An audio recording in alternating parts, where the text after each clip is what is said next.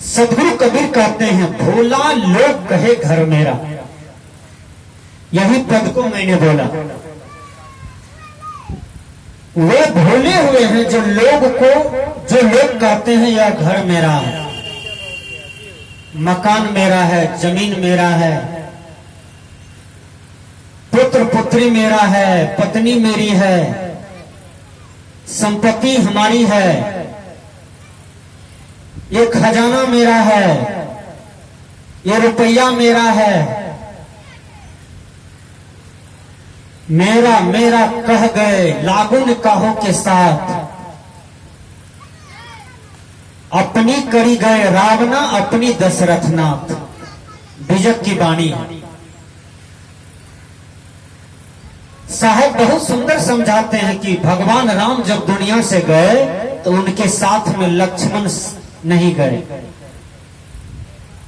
मां सीता जब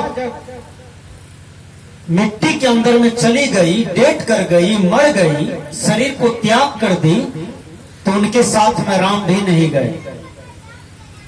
राम भगवान चले गए, उनके साथ में बजरंग बली नहीं गए, हनुमान जी नहीं गए। हनुमान जी दुनिया से चले गए, उनके साथ में सुग्रीव जी नहीं गए। सुग्रीव जी चले गए, उनके साथ में अंगद जी नहीं गए। अंगद जी चले गए, उनके साथ में एक वानर दल भी नहीं गए। कोई किसी के साथ में नहीं गए और अकेले चले गए। रामायण में बड़े बड़े योद्धा, सूर, महावीर, देवता, नर, मुनि सब मिलकर के रावण से युद्ध किया, लेकिन मौत सबका हुआ। सब अकेले अकेले चले गए, कोई किसी के साथ में नहीं गए। तो विचार कीजिए सज्जनों, आज यह रजदमपुर की धरती पर माता सकली देवी जी सरपंच पद पर थी और दूध की दूध, पानी की पानी न्याय करती थी। उनके ग्रामीणों ने बताए, हमारे नित्यानंद बाबू बता रहे थे कि साहब बहुत सुंदर वोट से जीती थी और एक प्रथम इलेक्शन लड़ी और जीत गए। बधाई देता हूं मां सकली देवी जी को कि जनता आपको चाहती थी, पंचायत आपको चाहते थे, समाज का आशीर्वाद आप पर था और आप जीत करके अभी तक जीते हुए हैं। शरीर आपका भले छूट गई लेकिन आप जीती हुई हैं। बोलिए, माता सकली देवी जी चले गए और अकेली चली गई। उसके साथ में मंदिर बाबू गए हैं क्या? उनके साथ में उनका पुत्र गए, एक कर कुटुंब लोग गए, कोई नहीं गए। तो सदगुरु कबीर साहब जी समझाते हैं कि हे मानव, भोला लोग कहे घर मेरा। वह लोग भोले हुए हैं, भोलवश भ्रमवश कहते हैं कि यह घर मेरा है। जिस घर में आप रहते हैं उस घर में देखिए कितने जीव रहते हैं। विवेक से काम लीजिएगा, विवेक से निर्णय कीजिए। आपके घर में मेढक भी रहते हैं, देखे हैं? चाहे घर आपका कच्ची का हो या तो पक्की का हो, मेढक भी सीढ़ी पर चढ़ने लगते हैं और चढ़ते चढ़ते एक दिन रूम में चले जाते हैं। ये कोना में बैठल रहते हैं, चौकी के तर में, पलंग के तर में मेढक भी बैठे रहते हैं। देखे है ना? माताएं लोग झाड़ू लगाती है, तब झाड़ू से देखती है कि अरे बाबा, झाड़ू जब लगा रही थी तो देखती है कि मेढक बैठल है, बड़का मेढक। मेढक के मन में क्या होता है? मेढक के मन में होता है कि ये मेरा जगह है, मेरा घर है। अच्छा, आप ही के घर में बेढ़नी का खोता लग जाता है, देखे ना बेढ़नी का खोता, तो बेढ़नी कहती है क्या कि ये घर मेरा है। देखिए, मौत का खोता लग जाता है, मौत भी कहता है कि ये घर मेरा है। बोली, आप ही के मकान है, आप ही का घर है। मौत खोता लगा दिया तो मौत क्या कहता है? सब मौत कहता है कि यह मेरा, मधुमक्खी कि यह मेरा घर है। देखिए, उसी घर में सांप घुस करके बैठल है, विशेला सर। सर्प क्या कहता है कि यह घर मेरा है। देखिए, विवेक से निर्णय कीजिएगा।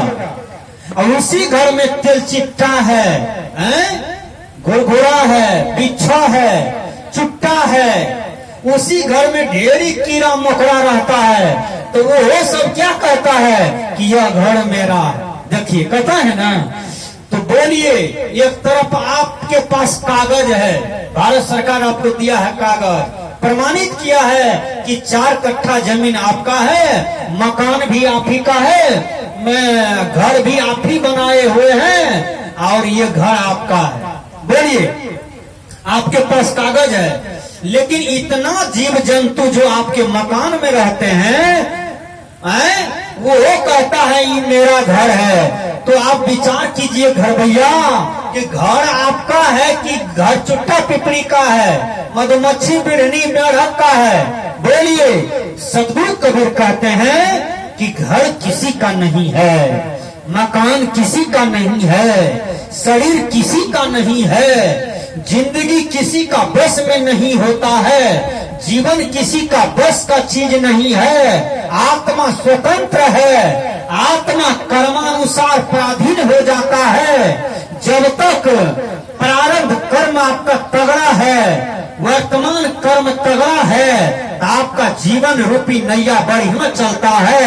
और जब प्रारब्ध कर्म कमजोर हो जाता है, तो धीरे धीरे आपका बाल पकने लगता है, आप बूढ़ा होने लगते हैं। देखिए, यही शरीर में जवानी था, तो जवानी देखने में बड़ा सूरतगर था, जवान आदमी का चेहरा देखिए, शरीर देखिए, केस काला रहता है, नाक खड़ा रहता है, आंखें में रोशनी है, आंख एकदम मृगनयनी की तरह लगता है, मृगनयना की तरह लगता है। देखिए, मोछ काला है, दाढ़ी काला है, शरीर में ब्लड तगड़ा है, हड्डी मजबूत है, सूट बूट पहनते हैं तो बेजोर लगते हैं देखने में। वही शरीर में जब बुढ़ापा चला आता है तो केस पकने लगता है, दांत भी आपको साथ छोड़ देता है, आंख में मोतियाबिंद पकड़ लेता है, नाक टेढ़ी हो जाता है, जीभ का स्वाद खत्म हो जाता है, कान बहरा हो जाता है, रुआ भी पक जाता है, हाथ से आप पानी भरने जाते हैं टुवेल पर, वो भी काम में नहीं आता है, हाथ भी काम नहीं देता है, और पैर भी आपको काम नहीं देता है। तो बोलिए, एक भी इंद्रियां आपके साथ है नहीं। वह समय आता है कि आपको सब इंद्रियां भी साथ छोड़ देता है, कोई आपके साथ में नहीं है, तो आत्मा स्वतंत्र है, आत्मा अकेले आता है, अकेले शरीर को धारण करता है और अकेले बेचारा चला जाता है। कबीर साहब ने कहा, प्राण चलत काया काहे रोई, तो हंसा चले घर अपने, प्राण चलत काया काहे रोई।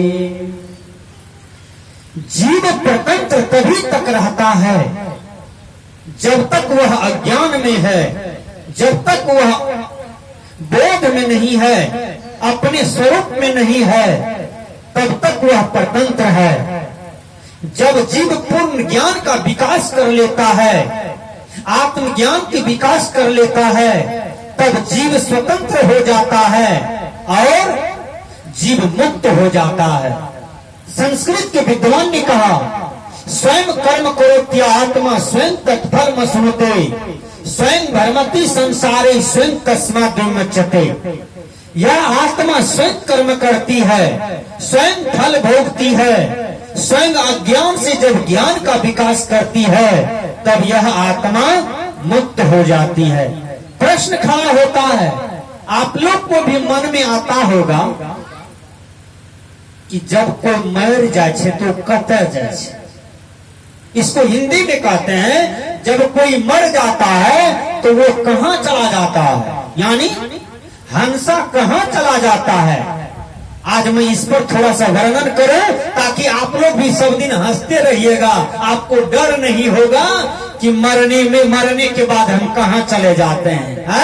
ये पवन कहाँ चला जाता है? ये हंसा कहाँ चला जाता है? ये आत्मा कहाँ चली जाती है? देखिए ये जीव कहाँ चली जाती है? भगवान कृष्ण गीता में कहा, हे अर्जुन, वसांसि जनानि यथा विहाय नवानि गृह्णाति नरो प्राणी यथा शरीराणि जिन्नानि संयाति नवानि देहि। हे अर्जुन, जैसे मनुष्य पुराने वस्त्रों को छोड़ करके नए वस्त्र को पहनते हैं, नए वस्त्र को पहनते हैं तो उसका मन कितना खुश होता है।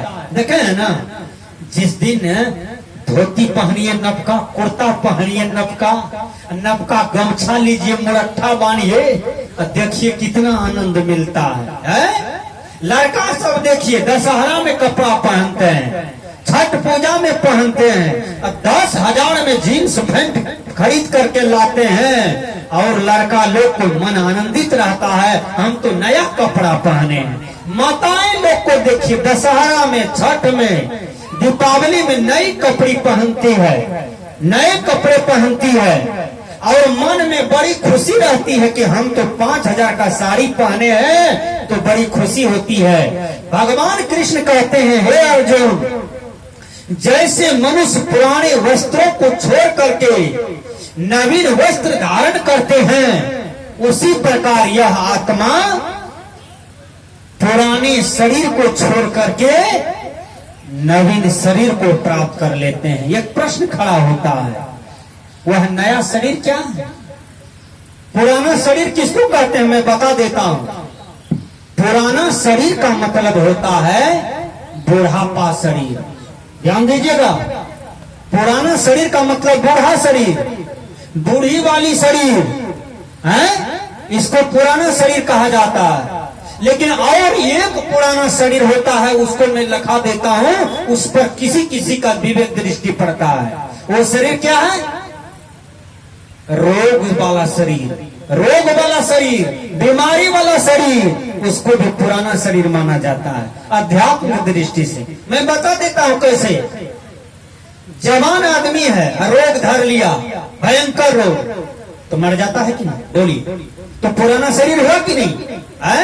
शरीर में रोग लग गया, रहने लायक नहीं है, आत्मा बेचारा कुलपित है, कष्ट में है? परिवार के लोग शोक में है, व्याकुल में है, डॉक्टर के लिए तड़प रहे हैं, दवाई के लिए तड़प रहे हैं, लेकिन नहीं माना। आत्मा एक बागे चला गया, शरीर तो जवानी था, आत्मा काहे चला गया? सब चीज तो है ही है शरीर में, आत्मा क्यों निकल गया? क्योंकि शरीर पुराना हो गया, शरीर में रोग धर लिया, शरीर में बीमारी धर लिया। तो बीमारी, रोग जवानी में किसको आता है? मैं बता देता हूं, जिसका प्रारब्ध कर्म गड़बड़ा गया, वर्तमान का पाप घेर लिया, तो उसको जवानी में रोग आता है, जवानी में दोष आता है। और अब जवानी में रोग दोष आता है, वह एक दिन शरीर उसका छूट जाता है, और लोग कहते हैं ये तो जवानी में मर गया। नहीं भैया, उसके पीछे उसका कर्म लगा हुआ है। भगवान बुद्ध ने कहा कि तुम इतने जन्मे मरे हो, अरे मानव, तुम इतना जन्मे मरे हो इस धरती पर, यदि तुम्हारा हड्डी झोंक करके रखा जाता तो हड्डी का ढेर लग जाता। यदि तुम्हारा पैखाना झोंक के रखता तो जैसे दरवाजे पर कीचड़ होता है, गुहाली घर में कीचड़ होता है, कादव होता है दरवाजे पर, सड़क पर, कहा उसी तरह से दुनिया में कीचड़ हो जाता यदि तुम्हारा पैखाना रखा जाता जोक करके। तुम इतने जन्मे हो, मरे हो अनादि काल से, हैं? तो विचार करना होगा, हे मानव, तुम्हारा यदि मूत्र रखा जाता तो गंगा बहती, इतना पानी तुम छोड़े हो कि यदि जोक करके रखा जाता तो गंगा बह जाती। विचार कीजिए, कितने हम लोग जन्मे हैं, मरे हैं। इसलिए संत महापुरुष कहते हैं, दादा भाई बाप के लेखों चरणन होई हो बंदा, अब की पुड़िया जो निर्वारे सोई जन सदानंदा। बीजक में कबीर साहब लिख दिए हैं, जीव का जन्म मरण क्यों होता है जानते हैं? इच्छा के कारण। वासना के कारण, चाह के कारण। अच्छा, बनमनखी जे जाए छिए तो बनमनखी जाने से पहले बनमनखी वाला मन कहाँ बनता है? आंगने में बनता है, घरे में बनता है, दरवाजे पर नहीं बनता है। ध्यान से सुनिएगा, जो चुप जाइएगा तो उसका कड़ी छूट जाएगा। बड़ी बुजुर्ग बात बता रहा हूं। बनमनखी जाने से पहले, पूर्णिया जाने से पहले आपका मन कहाँ बनता है? घर पर ना, कि आज हमको पूर्णिया जाना है। पूर्णिया तो आप नहीं गए हैं, लेकिन जाना है। मन कहाँ पर बना है? दरवाजे पर, आंगन में बना है ना। तो मन यहाँ बना है। यात्रा कब प्रारंभ होता है? मन यहाँ बना तब यात्रा शुरू है। जब पूर्णिया आप पहुंच जाते हैं तब कहते हैं क्या पूर्णिया तो हम पहुंच गए। उसी प्रकार यह जीव का वहां पर जन्म होता है। कहां पर?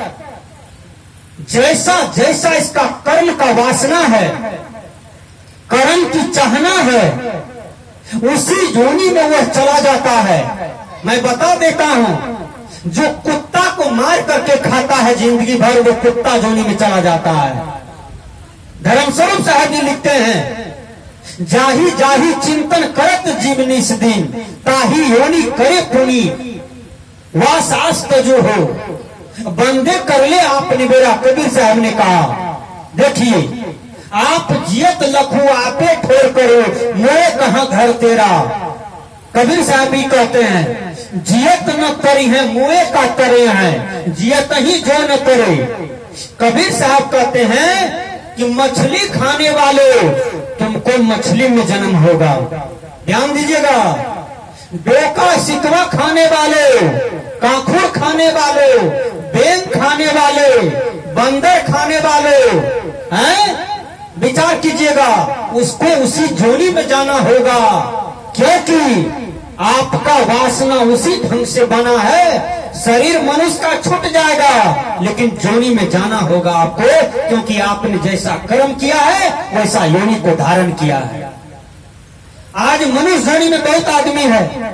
कोई राजा के यहाँ जन्म लेता है तो वो पिछले जन्म में दान पुण्य खूब किया है, इसलिए राजा बन गया, इसलिए रानी बन गई। विचार कीजिएगा, जो माता बहन दान पुण्य करती है जिंदगी भर, वो रानी बनती है अगले जन्म में।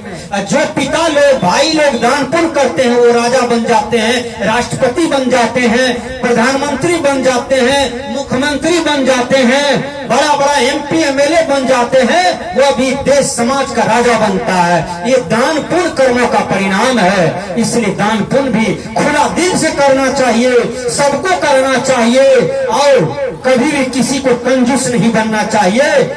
एक बात ध्यान करके देखिए, आप अपने जीवन में दान पुण्य किए हैं? अरे द्रौपदी, थोड़ा सा कपड़ा दान किया द्रौपदी, तो द्रौपदी के आगे में 5 पति बैठल है। बोलिए, दुशासन साड़ी खींचने लगी तो द्रौपदी को क्या काम दिया? आपको एक पति है, या आप कह दीजिए कि फलमा छोड़ा हमर साया खींचे रहे, साड़ी खींचे रहे, मकई खेतलन, पटवा खेतलन, अपन घर के सोझा आप आके बता दीजिए अपने पति को, कहाँ का पति मोटका मुंगरा लेट कहते चल खत्म कर दे ओकरा। विचार कीजिए, नहीं कहेगा? द्रौपदी का 5 पति आगुए में बैठल है, दुशासन साड़ी पकड़ करके खींच रहा है, नगन करना चाहता है दुशासन, लेकिन 5 पति काम नहीं दिया। क्यों? क्यों ने काम दिया? क्योंकि वो 5 पति को खरीद लिया था। दुर्योधन हार गया था, वो अपने जीवन को हार गया था। युधिष्ठिर, भीम, अर्जुन, नकुल, सहदेव सब हारा हुआ था, कर्म का भागा था, कर्म का चुकल था। देखिए, आज भी बहुत से लड़के लोग हैं जो जुआ खेलते हैं। एक लड़का को परसों हमने पूछा कि तुम जुआ क्यों खेलते हो? हे बाबा की कहलो, पिए का आदत है, तो पीने की आदत है, दारू पीते हैं, शराब पीते हैं, तो कम से कम 200 रुपया जीत लेते हैं, 300 रुपया जीत लेते हैं, तो दारू का पैसा निकल जाता है, हैं?